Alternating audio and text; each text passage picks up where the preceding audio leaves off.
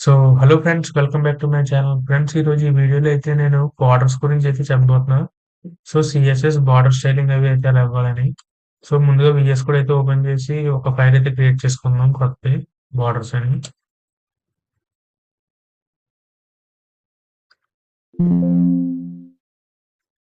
So, ఇక్కడైతే borders అని అయితే నేను కొత్త ఫైల్ అయితే క్రియేట్ చేసుకుంటున్నాను.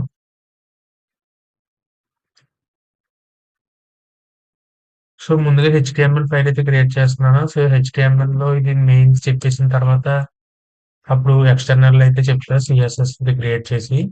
సో, ముందుగా అయితే బేసిక్ స్ట్రక్చర్ అయితే పెట్టేసుకుందాం. సో, ఈ స్ట్రక్చర్‌లో తర్వాత స్టైల్ ట్యాగ్ అయితే ఇచ్చుకోవాలి గదా! సో, మనం ఇంటర్నల్ చేస్తున్నాం గాబట్టి, సో, స్టైల్ ట్యాగ్ అయితే ఇచ్చుకుందాం. సో, స్టైల్ ట్యాగ్ ఇచ్చిన తర్వాతయితే ఇందులో మనం బోర్డర్ షేడింగ్స్ అయితే ఇవ్వచ్చు.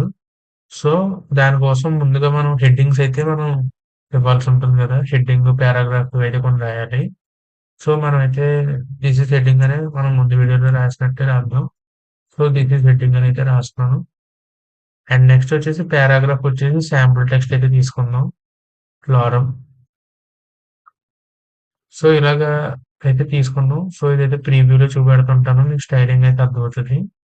సో, ఇక్కడ స్టైల్ అనేది కనపడుతుంది కదా! సో, ఇందులో అయితే మీరు మొత్తం స్టైలింగ్ అయితే ఇవ్వాలి.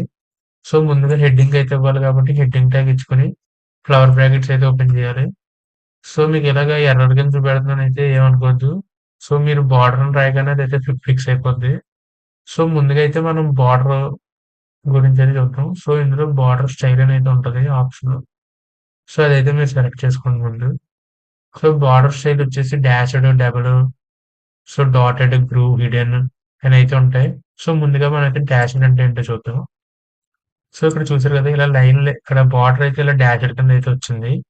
అండ్ నెక్స్ట్ వచ్చేసి ఇప్పుడు బార్డర్ స్టైల్‌లోనే ఇంకా డాటెడ్ ఇవన్నీ చూద్దాం. సో, మీకు ఒక క్లియర్ ఐడియా అయితే వస్తది. సో, డాటెడ్ అంటే ఇలాగ డాట్స్ అయితే ఉంటది. సో, ఈటిలిని ఇలాగైతే ఇచ్చుకోవచ్చు మనం. అంటే ఏమీ లేదు. సో, స్టైల్ ఇచ్చిన తర్వాత అంటే వాటి డిస్టెన్సెస్ అవి గూడా మనమైతే ఇక్కడ స్టైలింగ్ ఇవ్వచ్చు. సో, అందుకనైతే ఇది. అండ్ నెక్స్ట్ వచ్చేసి ఇక్కడ డాటెడ్ ఇచ్చిన తర్వాత ఇంకా వేరే స్టైల్స్ అయితే ఉన్నాయి గదా! అక్కడ అవైతే చూద్దాం. సో, ఇన్హెరెంట్ అంటే అక్కడ ఏమీ కనపడదు. హిడెన్ అంటే కూడా ఏం కనపడదు. నన్ అన్నా కూడా ఏం కనపడదు. సో, ఇవి పెట్టి యూజ్ లేదు కాబట్టి అవైతే పెద్ద ఎవరు వాడరు. ఈ డాటెడ్ అండ్ డబుల్ అని అయితే ఇంకోటుంటుంది. సో, ఇదేంటంటే లైన్స్ ఇలా డబుల్ లైన్స్ అయితే వస్తాయి. సో, మీకిక్కడ కనపడుతుందా లేదంటే ఒకసారి జూమ్ చేస్తా. సో, ఇక్కడైతే చూసారు గదా! ఇలాగ డబుల్ లైన్స్ అయితే కనపడుతుంటాయి. సో, చూసారు గదా!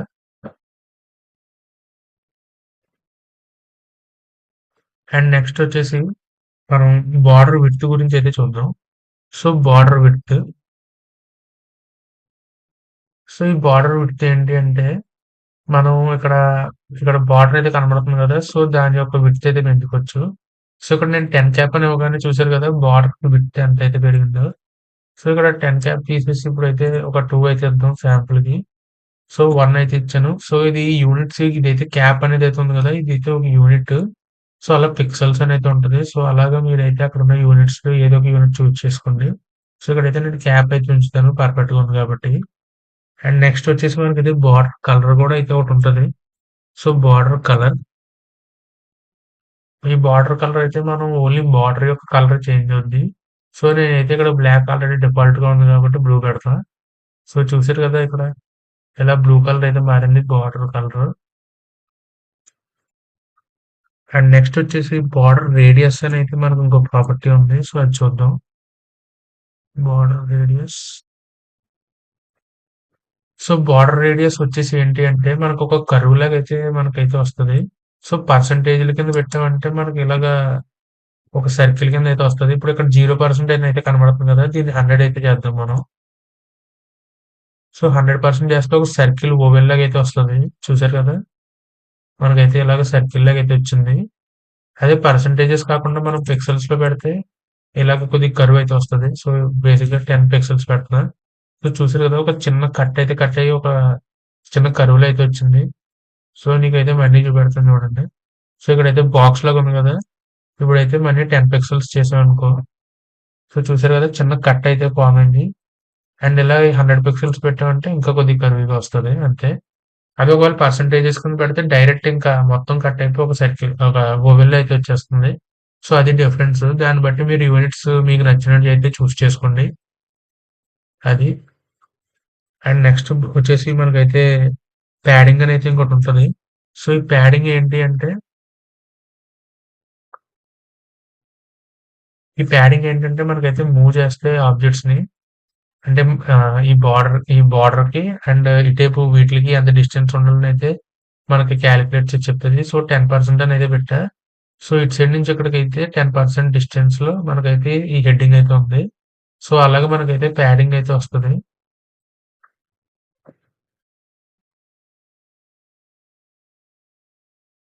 అండ్ ఇంకా వచ్చేసి border top style, border bottom style ఇలాగైతే మనకు కొన్ని ఆప్షన్స్ అయితే ఉంటాయి. సో, ఇదేంటి అంటే మనం పై బార్డర్‌కి, కింద బార్డర్‌కి అలాగైతే మనం స్టైలింగ్ ఇచ్చుకోవచ్చు.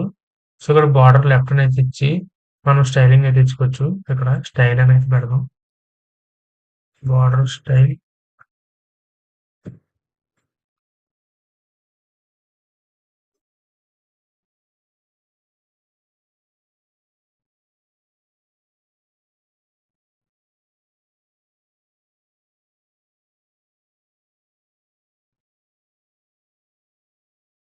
సో, ఇక్కడైతే ఇలాగ బార్డర్ టాప్ స్టైల్ అని అయితే ఇచ్చాను కదా! సో, ఇప్పుడు మనం ఇందులో ఏదన్నా కలర్ అయితే ఇచ్చాం కదా! ఇక్కడ యెల్లో అని ఇస్తాను మామూలుగా.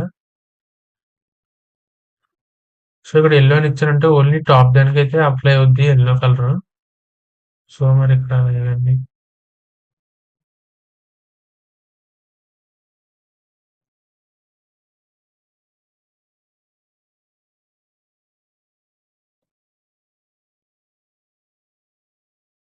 సో, మాకైతే మరి ఇక్కడ అప్లై అవ్వట్లేదు ఫ్రెండ్స్. మరి ఏమైందో తెలీదు. So, border top style, left style అని అయితే ఇస్తే మనకి కలర్ అయితే మారుతది.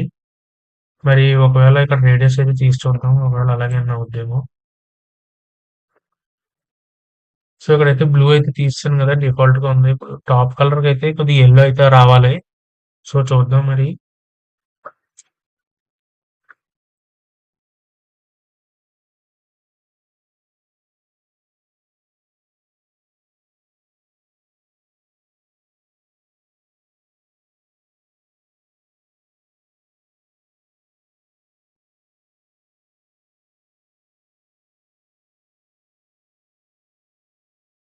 So, that's it for this video friends. వచ్చే వీడియోలో అయితే మళ్ళీ కలుద్దాం.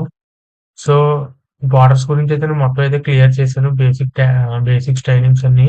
అండ్ నెక్స్ట్ వీడియోలో వచ్చేసి మనమైతే బ్యాక్‌గ్రౌండ్ గురించయితే తెలుసుకుందాం.